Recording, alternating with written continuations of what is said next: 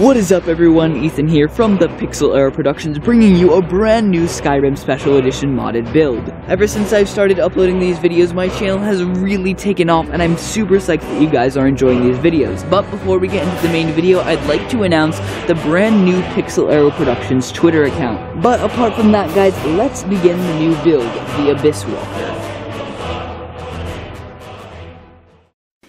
The Abysswalker, the cursed Shadow Knight of Cyrodiil, a shadow of his former self, has been linked to darkness by the form of the beast. His mind is only half his own, but his sword and shield are wielded with just as much skill as ever. Fighting for good or evil on a whim, the Abysswalker is an unpredictable warrior, with his mind possessed by the darkness of oblivion.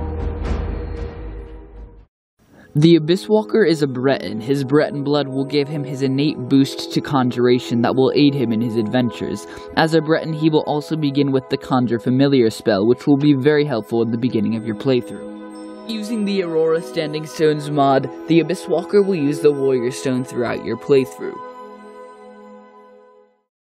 The Abysswalker was born in Cyrodiil's Great Forest in a small settlement known as Brindle in the 403rd year of the Third Era, almost 30 years before the Oblivion Crisis.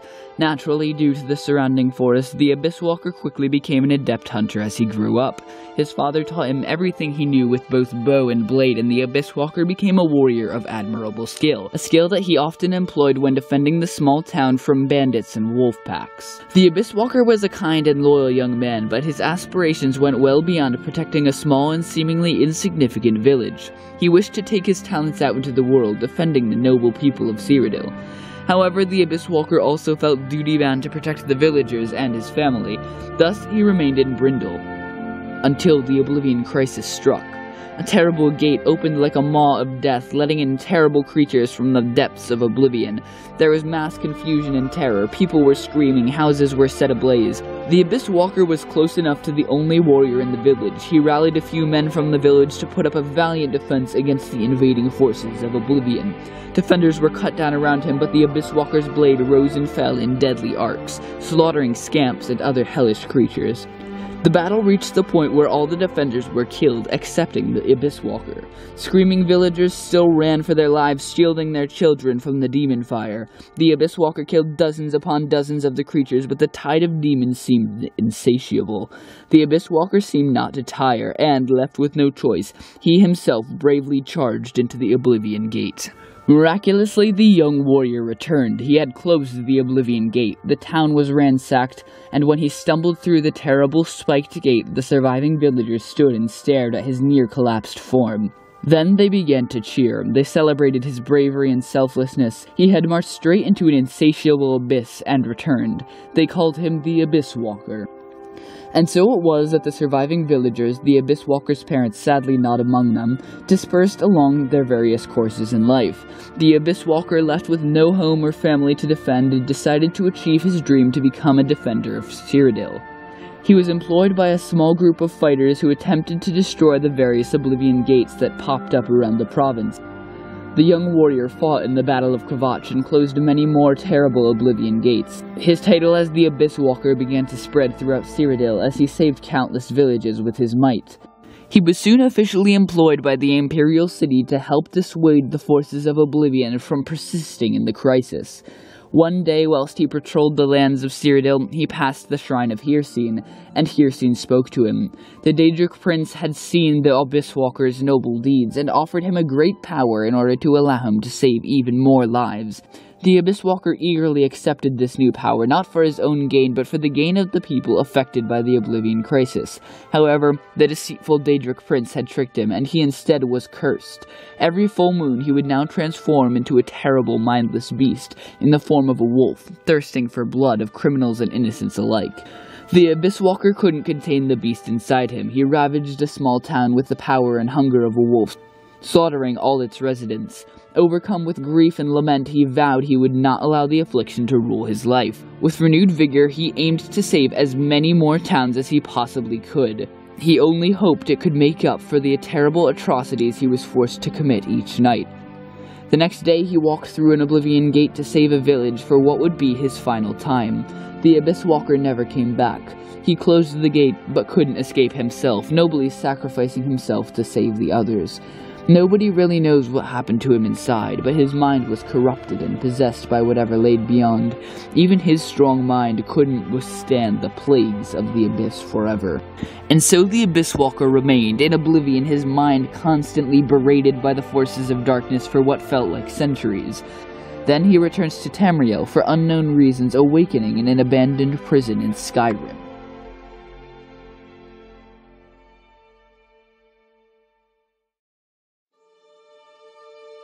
This is when you will take a hand in the Abysswalker's story. Use the alternate start mod and select the I want to escape this cell option. The Abysswalker's mind corrupted, he will escape the cell and walk freely in Skyrim. This particular character is very interesting from a role-playing perspective and very unique and fun to play. This is because his mind is only half his own, sometimes acting for good and sometimes acting for evil. This will lead you to many different questlines. You will decide whether to act for good or for evil in each quest, but do so about evenly. Because of this, pretty much any questline is viable. The main storylines and both DLCs are great to play, and with the Dawn Guard you can choose to fight for either side. If you do join the vampires, either try to get your bestial form back as soon as possible, as it's an essential part of the playthrough, or download a mod that allows you to play as both a vampire and a werewolf. Again, any other questlines are pretty much viable, whether you fight for good or evil. You can even join the Noble Companions and then turn around and become a member of the Dark Brotherhood. The options are limitless.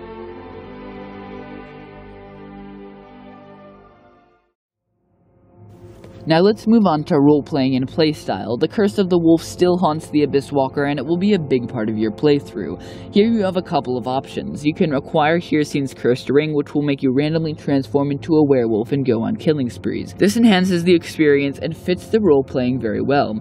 Alternatively, you can use the Moonlight Tales mod, which offers a system of lunar transformations in which every time the full moon rises, you have a chance to assume your bestial form.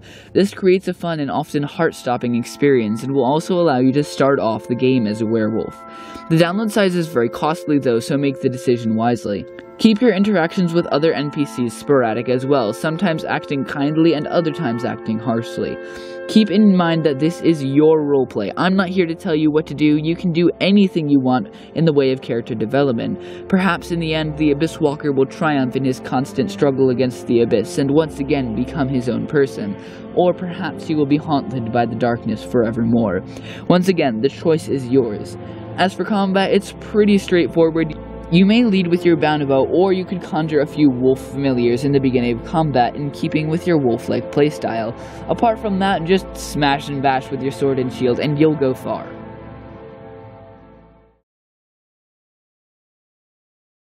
So now that we know a bit about the Abysswalker, let's move into the more technical stuff, starting with the skills that he'll be using throughout the playthrough.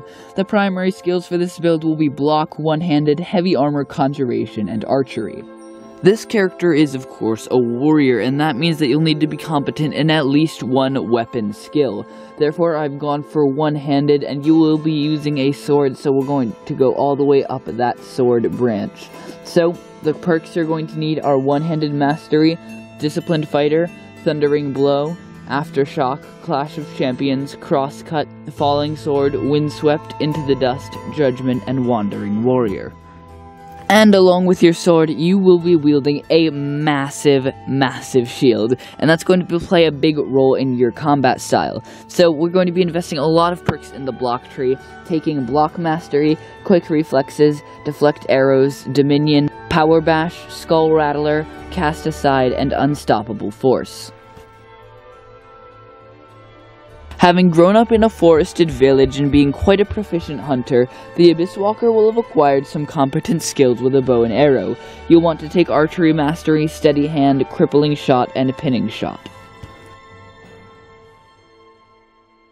The Abysswalker will use no mere mortal bow, however. He will use one conjured straight from the depths of oblivion. He will also be able to summon a spectral wolf to fight by his side, and to both of those ends, you will need the conjuration tree. Take the conjuration mastery, conjuration dual casting, mystic binding, soul raider, rend from this world, void burn, plane meld, and atromancy perks. Finally, the Abysswalker will need some protection in battle, and therefore he'll put a few perk points into the Heavy Armor tree. Take Heavy Armor Mastery, Heavy Armor Fit, and Cushioned.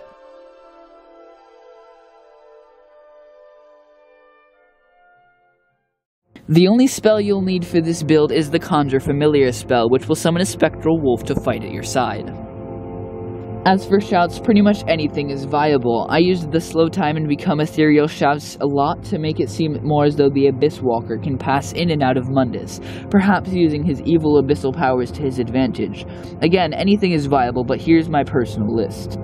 Become ethereal, slow time, unrelenting force, bend will, call of valor, and whirlwind sprint. Now we only have a few final things to go through for this build, starting with followers and mounts. This character will not use a human or elven companion, but instead will be accompanied by a wolf, which will also serve as his mount, per the Forest Mounts mod. A nice animal companion and a good way to get around. As for housing, the Abysswalker doesn't really need a permanent home. If you choose for him to overcome the Abyss of Oblivion that controls his mind, and you want him to get a home, any home can be used. Finally, we move on to armor and weapons. This character will use the Artorias the Abysswalker armor by Lagri, whose channel is linked in the description. This armor is found on an extremely tough boss NPC found in Skyrim's lands. You can either use the cheat room mod to kill him and get the armor early on, or you can try to power up and take him on, but I do warn you, it is an extremely difficult boss fight. As for roleplaying, it doesn't really fit for the Abysswalker to be killing himself, so I'll just have to ask you to suspend your disbelief on this one. It's well worth it for the beautiful armor set. As for weapons, he will use the sword and shield provided with the Artorias armor set. So that covers everything you'll need to know about the Abysswalker build. In the description below, you'll find a listing of all the mods, both required and optional, that you'll need for this playthrough, as well as links to their respective Bethesda.net pages, and a listing of how much space they'll take up. Many thanks to Lagri for creating the epic armor that inspired this build video. A link to his channel can be found in the description below. But apart from that, guys, thank you so much for watching. If you did indeed enjoy the video, please don't forget to leave a big fat thumbs up and leave all your suggestions in the comments below, and I will respond to as many of those as I possibly can. Again, guys, thank you so much for watching. This has been the Abysswalker. I've been Ethan from the Pixel Era Productions, and I will see you in another video.